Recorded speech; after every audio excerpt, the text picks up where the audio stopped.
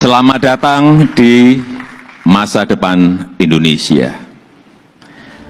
Sudah berkali-kali saya sampaikan bahwa kepindahan ibu kota negara ke Nusantara adalah bukan sekedar memindah gedung kementerian. Bukan itu. Bukan juga hanya pindah istana presiden. Bukan itu. Bukan juga memindahkan gedung wakil presiden ke Nusantara. Juga bukan itu. Bukan itu. Bukan fisiknya yang ingin kita pindahkan.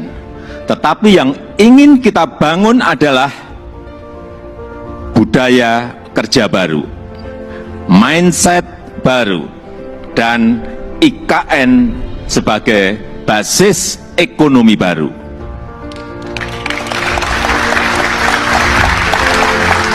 Indonesia sebagai negara besar harus berani melangkah, harus berani memiliki agenda besar, berani punya agenda besar, dan ini untuk kemajuan negara kita, untuk kemajuan bangsa. Dan jika kita tidak berani transformasi dari sekarang sampai kapanpun, kita akan sulit jadi negara maju. Dan untuk keberlanjutan IKN Nusantara, ini juga sudah sering saya sampaikan, Bapak Ibu, sekali lagi, tidak perlu ragu, tidak perlu bimbang. Karena apa? Payung hukumnya itu sudah jelas. Payung hukumnya sudah jelas, yaitu Undang-Undang Nomor 3 Tahun 2022. Dan itu, ini juga kita harus tahu semuanya, itu sudah disetujui 93% dari fraksi-fraksi yang ada di DPR. Loh, kurang apa lagi? Kalau ada yang masih belum yakin, kurang apa lagi? Nanti sampaikan, ya, kurang apa lagi? Jadi sekali lagi, sudah tidak perlu lagi untuk dipertanyakan. Ini ada Ketua MPR ada di sini, Pak Bambang Susatyo juga. Kembali lagi, kita ingin menghadirkan pembangunan yang Indonesia sentris, bukan Jawa sentris. Karena Indonesia ini bukan hanya Pulau Jawa. Indonesia ini memiliki 17.000 pulau, 514 kabupaten dan kota, 34 provinsi, yang terbentang dari Sabang sampai Merauke, dari Miangas sampai Pulau Rote. Dan ada tapinya, tapi saat ini 58% dari PDB ekonomi kita, dari ekonomi kita terpusat di Pulau Jawa, 58%. Kemudian populasi 56% atau sekitar 149 juta penduduk kita ada di Pulau Jawa, bermukim di Pulau Jawa. Betapa Pulau Jawa ini sangat terbebani dengan jumlah yang sangat besar itu. Itulah kenapa sering saya sampaikan, Indonesia perlu keadilan ekonomi. Sekali lagi, ada 17.000 pulau, bukan hanya satu pulau. Perlu kesetaraan pembangunan, perlu pemerataan pembangunan. Ini yang ingin kita hadirkan, yaitu dengan membangun ibu kota Nusantara.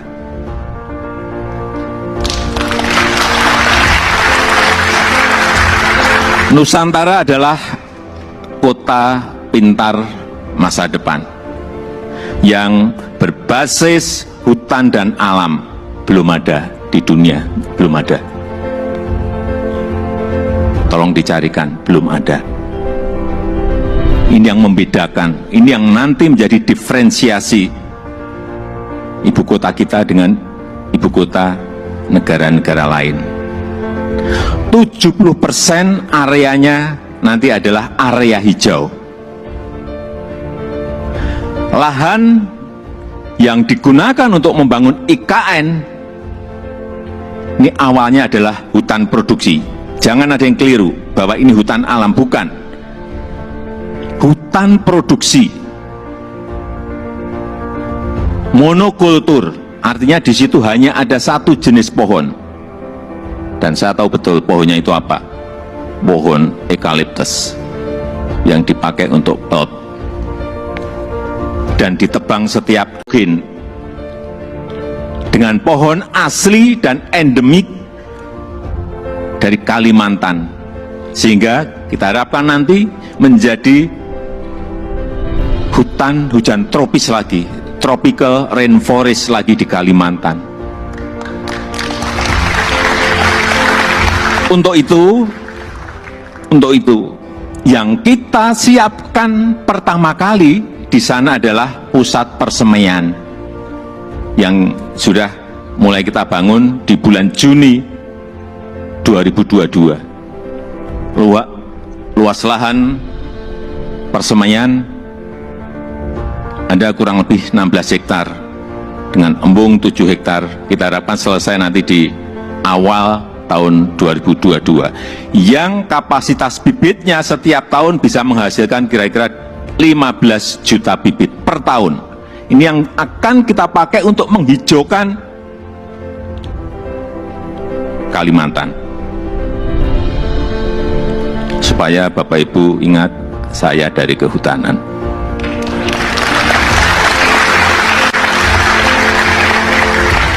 Saya waktu menerangkan di persemaian di Kalimantan dari A sampai Z, ini pohon apa, ini pohon apa, ini pohon, saya apa semua. Dan 80% sumber energinya adalah berasal dari renewable energy. Mobil di sana nanti harus mobil listrik. Kemudian 80% transportasinya adalah transportasi umum, autonomous vehicle, tanpa awak dan tanpa sopir. Jadi yang kita hargai di sana adalah pejalan kaki. Yang kita hargai di sana adalah orang yang senang naik sepeda. 10 minutes city. Jarak tempuh kemana-mana itu ada dalam 10 menit. Sekali lagi, inilah showcase transformasi Indonesia. Showcase perubahan peradaban Indonesia. Dan budaya kerja yang ingin kita bangun di IKN Nusantara adalah budaya kerja produktif.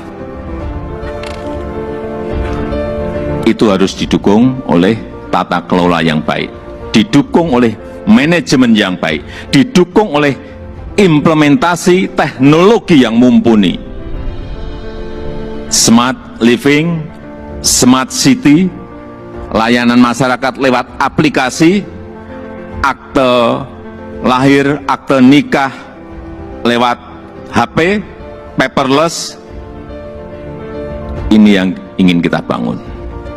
Jadi Nusantara adalah masa depan Indonesia dan bisa terwujud dengan upaya bersama,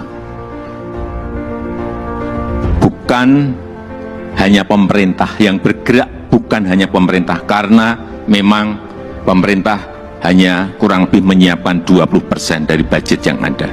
80% kita berikan kesempatan kepada investor, kepada investasi, termasuk Bapak Ibu yang kami hadirkan pertama kali pada malam hari ini. Investasi terbuka lebar. Bapak Ibu bisa pilih mau di mana, mau investasi di sebelah mana, mau di kawasan inti, ya harganya beda. Di financial center, di kawasan healthcare center, di kawasan education center, di housing area, di tourism area, silahkan. Saya sampaikan ini adalah kesempatan pertama dan kesempatan emas yang tidak akan terulang lagi. Inilah saatnya mencatat sejarah Indonesia, dan inilah saatnya melakukan lompatan. Inilah saatnya kita semua menjadi pelaku sejarah Indonesia masa depan. Dan dengan upaya kita bersama, dengan semangat gotong royong kita bersama, saya yakin 17 Agustus 2024 kita bisa merayakan bersama-sama di Nusantara.